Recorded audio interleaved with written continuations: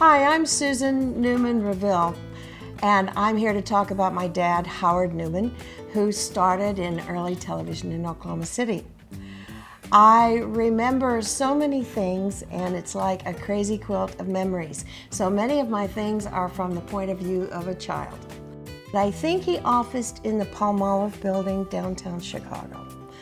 He started, on the bottom as a copywriter, and of course got into radio and wrote a lot of commercials for radio. Now, one reason he got into advertising is because his older cousin, Milton Schwartz, was a bigwig ad guy in Chicago who actually helped produce the Bob Hope show. One of his clients was Pepsodent, which was an old toothpaste. And my father's cousin, Milton Schwartz, wrote, "You'll wonder where the yellow went when you brush your teeth with Pepsodent." And he also had Pillsbury and created the Doughboy. In fact, my cousin Bill Schwartz, his son, who now lives in Tasmania, was the first voice of the Pillsbury Doughboy. So my father was surrounded by ad types. One day he told me some people came over from another building and asked if anyone in the agency had any information or experience with this new technology. I don't know that they use the word technology, but this new medium called television. So when the people came from this unknown place, and asked if anyone in the agency knew anything about television, my father, who had never probably even seen one, volunteered and said, "Sure, I can do it." And so he went over with the folks and he directed his first television show. And I wish I knew what it was. That just started. He learned a lot. He learned really fast. My dad was really bright, and he was also ambitious. And so that started his journey there in television. But he also, did a lot of print ads. He did a lot of radio. I actually have in a trunk some of the copies of the print ads that he had originally written for Esquire magazine. And this is when the ads were a page and it looked like a small short story on the page. I remember one car ad I read that he had written, and the copy took up almost 3/4 of the page. So he had a lot of experience in writing. Everything went well in Chicago. My parents moved from the metro area of Chicago up on the lake in Highland Park. My dad, like every other guy of the time, in the late 40s, post-war people, took the train into Chicago, took the train back. It was about 2.5, 3-hour commute every day. My mom got a little tired. I came along. Everything was a little difficult. One-car family, which everyone had for years and years. Anyway, long story short, they decided to look into Oklahoma City, her home base. Well, my father, being a Chicago City boy who had never lived except for the war anywhere else, didn't know what he would do for a living down here and had no idea there were ad agencies in Oklahoma City. At the time, Low Runkle had continued an advertising agency that had started before the war. And when he came home, he started it up again. So when they moved back here about 1950, might have been late 49, and I was little baby, my dad went to work for Low Runkle. And that's where he stayed until the early 80s. And that's where a lot of this history takes place. At the time, WKY was the leading station, both in radio and in the baby television industry. And so it was just right up my dad's alley. And he got involved with some early television shows. Now at this time, at least from my perspective, what the ad guys did was their sponsors sponsored the show, but because my dad had quite a bit of experience by this time, at least as much as anyone else, in television, he also directed and produced many of these shows. And so one of the earliest ones that I can remember is the Big Red Shindig, sponsored by, I think it was Evan's Big Red Warehouse. And it was basically a country and western show. All of these shows were live. And my dad went out every week he spent a lot of time at WKY on Britton Road. Well, no, I take that back. First at the Municipal Auditorium in Oklahoma City. I'll get to that in a moment. And he would do live commercials, and he also directed and produced the show. Now, one of my earliest memories as a child is at Municipal Auditorium, which is now the Civic Center Music Hall in Oklahoma City, where the original television station was. And I would take great pleasure in running up and down what I thought was an endless ramp at this huge auditorium. And I think that's how I entertained myself when all of the quote, boring grown-up stuff was going on. However, one of my also earliest memories was sitting on a singer named Larry Cotton's lap while he asked me if I wanted him to sing me a song. This was the Gizmo Goodkin show. Gizmo Goodkin was a marionette, and in my mind, he looked a little like E.T. I don't know what he really looked like, but that's how the years have told me he looks. And he was a funny little puppet that I watched all the time. And so there I was in my, now this is how memory is strange to me. I remember it as if it were a photograph. I had on a navy blue pleated skirt with little suspenders and a white blouse. I don't remember sometimes what I fixed for dinner yesterday, but I sure remember that dress. And so I was sitting on Larry Cotton's lap, and I remember he said, "Would you like me to sing you a song, Susie?" And I said, "No," because I thought that was really boring. And I remember doing it because my mom and dad were off camera, and there were washing machines and dryers around, because I guess we're sponsored by someone who sold washing machines. And I remember everybody laughed. And so he sang anyway, and I just kind of squirmed, and that's an early memory of the Municipal Auditorium and early television. Well, Gizmo Goodkin, the local puppet, was at the same time, of course, of Howdy Doody, of Smilin' Ed, and his show, I've Got Shoes, You've Got Shoes, Everybody's Gotta Have Shoes, sponsored by Buster Brown Shoes somewhere, with Midnight the Dancing Cat and Plunk Your Magic Twanger, Froggy. All these things were things I grew up with and are very, very early memories, not to mention, you know, the Lone Ranger, Hopalong Cassidy, and other things like that.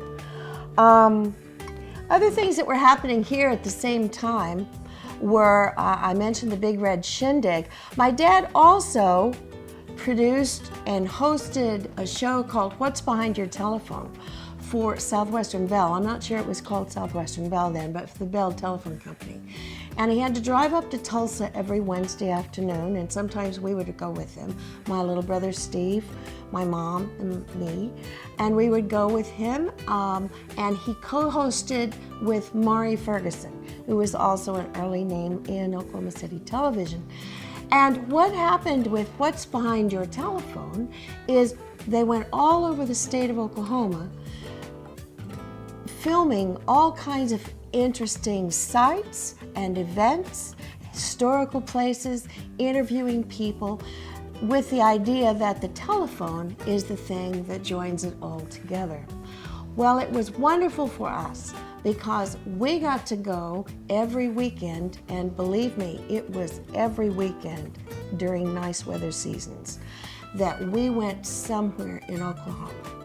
And it might have been a day trip, or it might have been an overnighter, but I got to sit on the great Indian artist A.C. Blue Eagle's lap and hear stories in Tahlequah.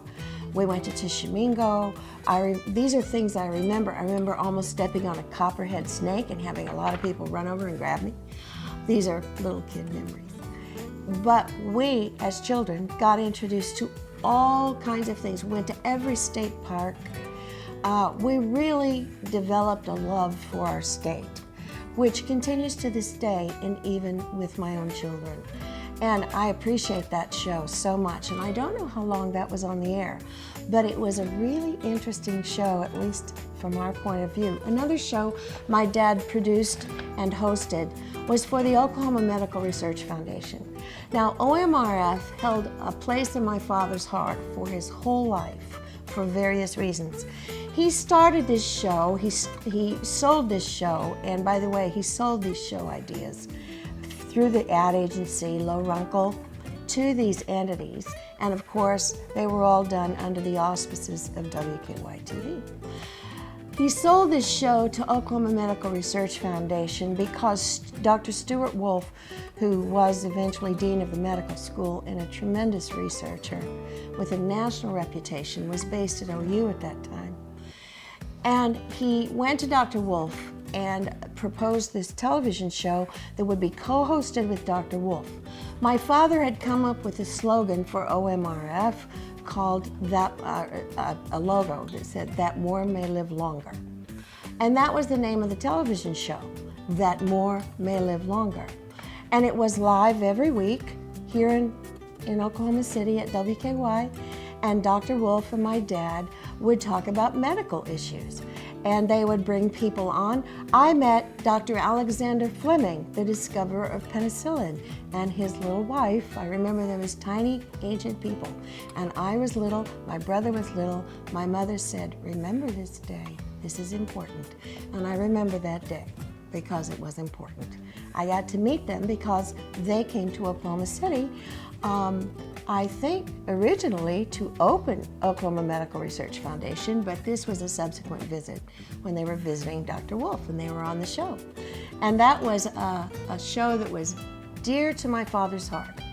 When I was 7 years old and my dad was doing all these shows, he got ill over Thanksgiving holidays, and since he officed downtown, he was down there a lot, and the day he fell on the sidewalk and couldn't get up was a very memorable day of our family. He was diagnosed with flu for 2 weeks, and what he actually had was polio. This is right before the polio vaccine came out, I mean within months. My father spent 8 weeks at the Oklahoma Medical Research Foundation with an experimental polio treatment called the Sister Kinney method, and that he recovered. He was one of the lucky ones who didn't lose much usage of his legs, although later on in life, as he got tired once in a while, those of us who knew, he had a little limp, but that was to be expected. He'd been through a terrible disease. And he always had a love for Oklahoma Medical Research Foundation after that, and they honored him in later years. So that was one of his favorite shows. Now, all of these times he was running around Oklahoma doing these shows, and whenever he had to go away from the station, Johnny Shannon, a great photographer, was always by his side. And I grew up thinking of Johnny Shannon almost as Uncle Johnny. We spent a lot of time at his home, and he and his family would come over to our house, and we spent a lot of time together. Now, we're in Oklahoma City. The station has been moved from the municipal auditorium to its new building on Britton Road. And one of the shows that my father created and hosted, produced, and didn't direct, but his friend Joe Jerkins did for many, many, many years, and then Bill Thrash took over as director, was the first coaches show in the nation. Now, I'm told that Woody Hayes differed with my father and said that his show premiered the year before. But history shows and documents show that that's not the truth. My father went to Bud Wilkinson and the OU football establishment on behalf of a client of his and said, "I have an idea for a show," because my father's love of football, never ceased. And they created the Bud Wilkinson Show. Now later on, that became incorporated. Ned Hockman, the great film guru at OU, who also did work at WKY, and my father and Bud Wilkinson later formed a small corporation and syndicated the show. But it started at WKY with Bud Wilkinson and my father asking him questions, and the Little Men.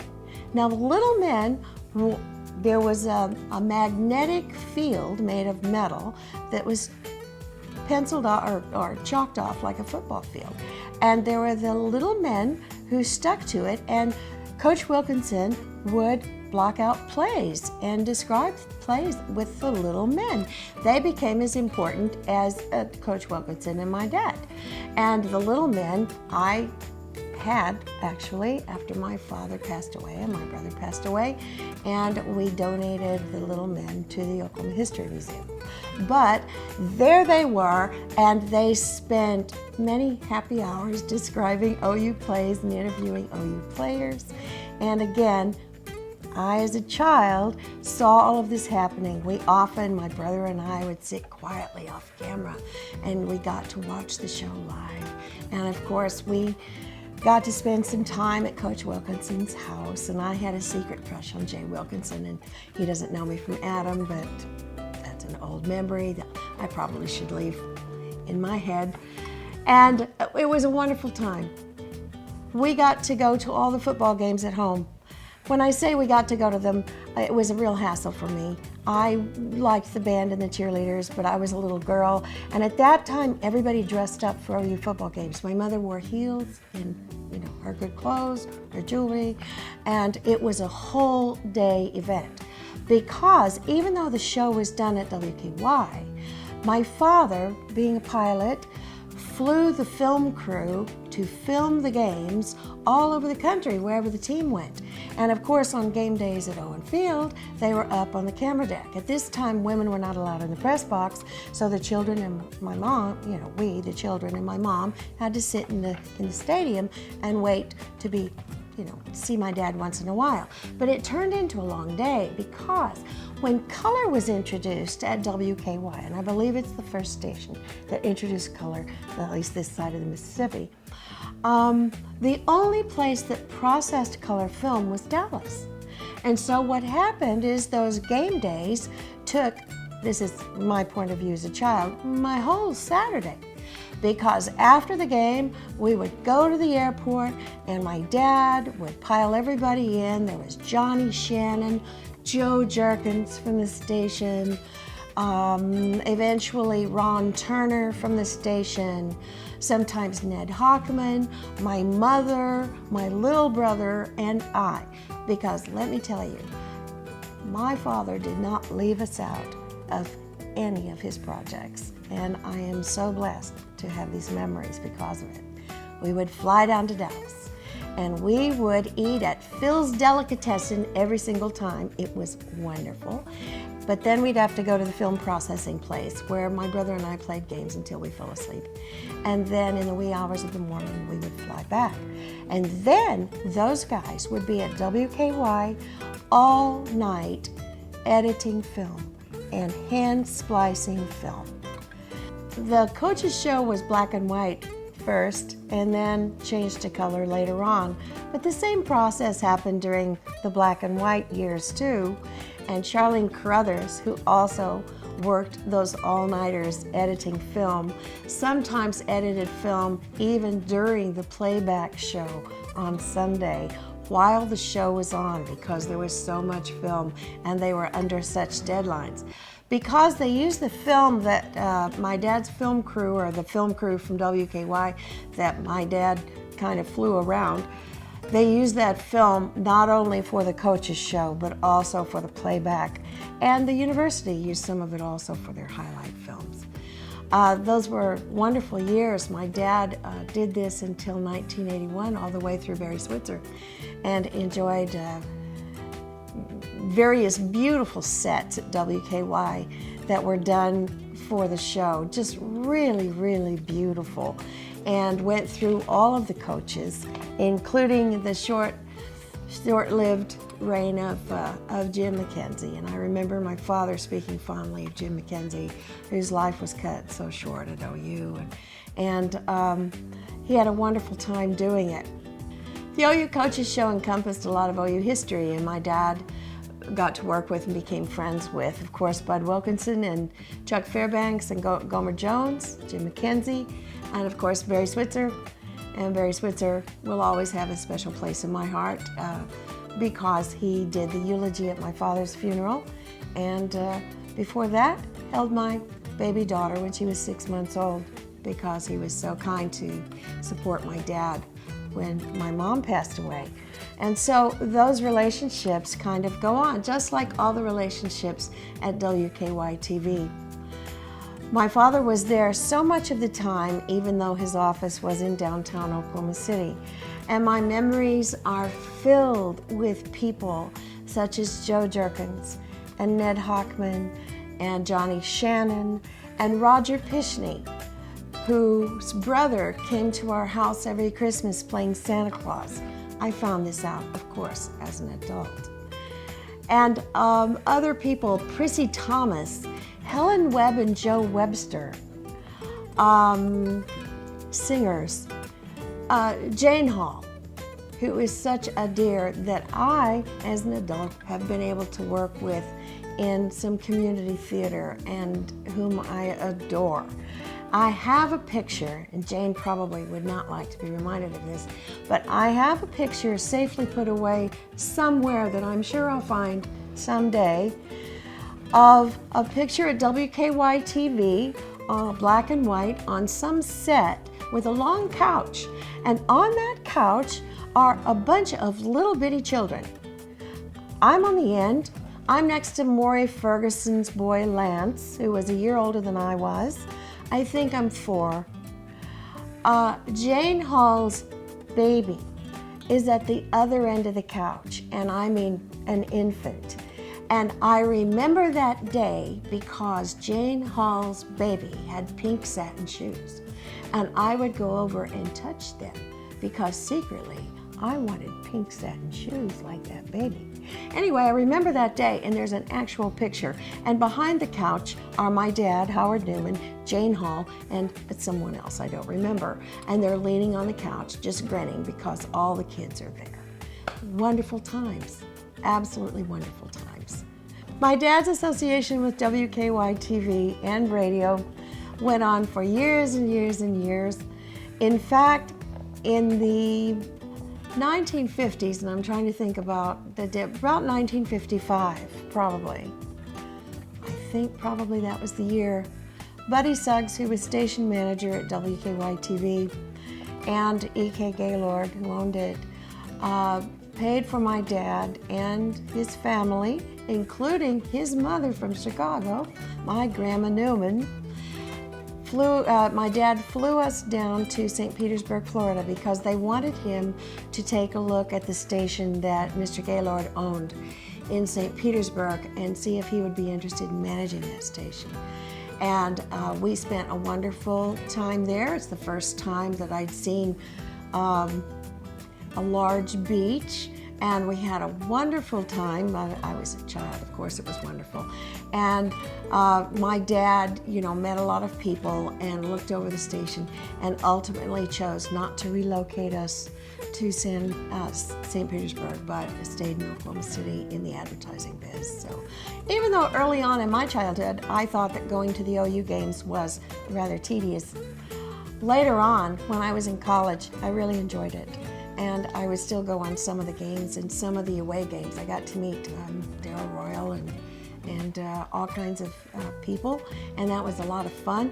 And then my future husband, who had grown up across the street, who was also in college, was also invited on many football trips. My husband, Bill, William Reville.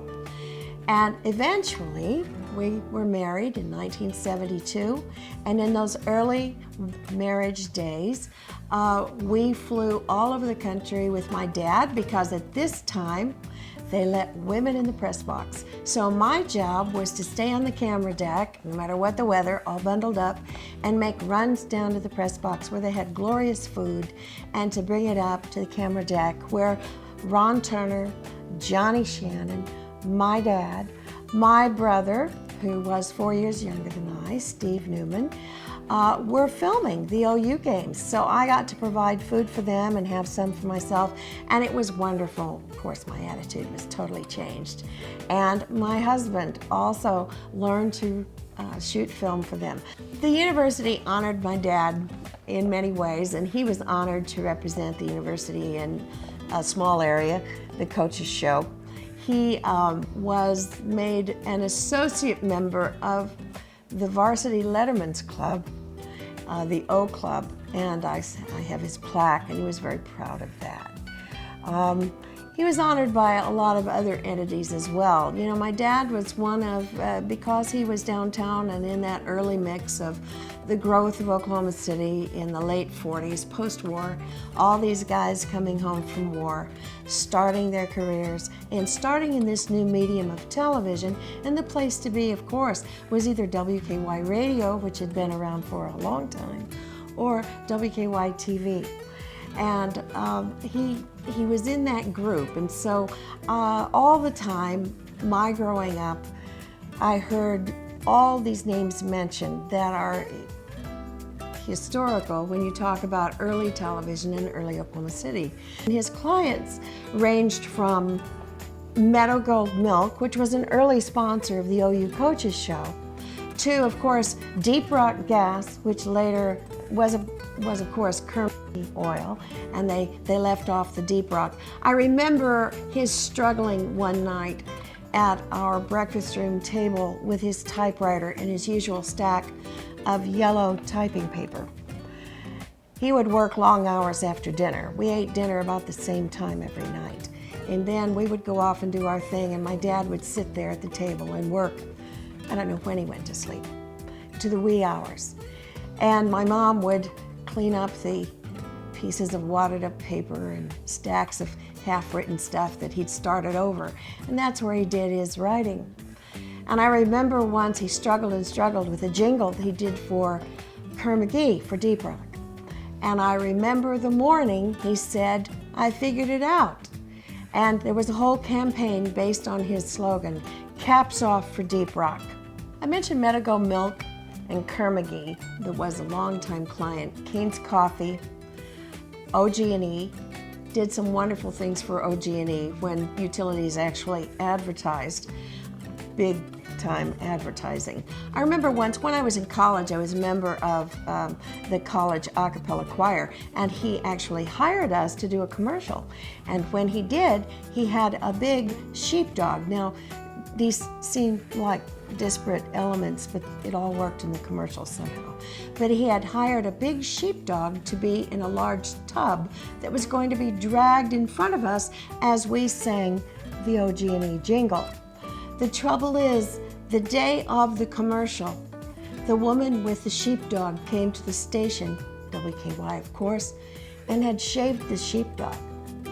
It was this skinny, long-legged creature that no longer really fit what he wanted in this tub with the sheepdog. And so he had to borrow somebody's little pet dog and put it in there because the sheepdog looked awful. It really did look like a sheared sheep. And so he had to adjust it, and it was hysterical. It was so funny. He told me years later, he said, if I ever write a book, the title's gonna be, "But She Shaved the Sheepdog." So he did that. Delaney's, Evans. Later on, he started his own agency with his good friend Nora Owens, the Owens-Neumann Agency, and left Low Runkle and had Taco Mayo and Snickles Chevrolet, Michener Ferrand, Bob Mills, lots of different clients. The WKY family kind of adopted us. And I say us because so much of my childhood is wrapped up with WKY-TV. All of the names I mentioned before and so many more that are part of what I became and who I am, and certainly of my father's life, are all over the place. I mean, my lunches at the little snack room in the station before they remodeled, going up the ramp, I must have had a thing for ramps, going up the ramp at WKY and running up and down with my little brother. All of those things. My father had a synchro retroverter built for my brother and me. You see, 3D Danny was one of our favorite early shows with Danny Williams. And so the art director at the station built a portable synchro retroverter. Now, those of you of a certain age will know exactly what I'm talking about. This is what 3D Danny did things on. It was his time machine. It was his spacecraft control. And it was made out of jello molds and plastic spoons and flashing lights, and it made noise. And so my brother and I had many, many happy times playing 3D Danny. We even have home movies of it. Well, in the summer, or at fair time rather, Danny Williams would borrow our portable synchro retroverter to go out to the old Pubco pavilion and use it when he did his remote shows from out there during the fair. That was fine, sort of, until the year it didn't come back. He had taken it back to the station and it disappeared forever. But in my mind, I will always have my own synchro retroverter. These are the kinds of memories I have, and this is why I remember being an adopted part of the WKY-TV family so much.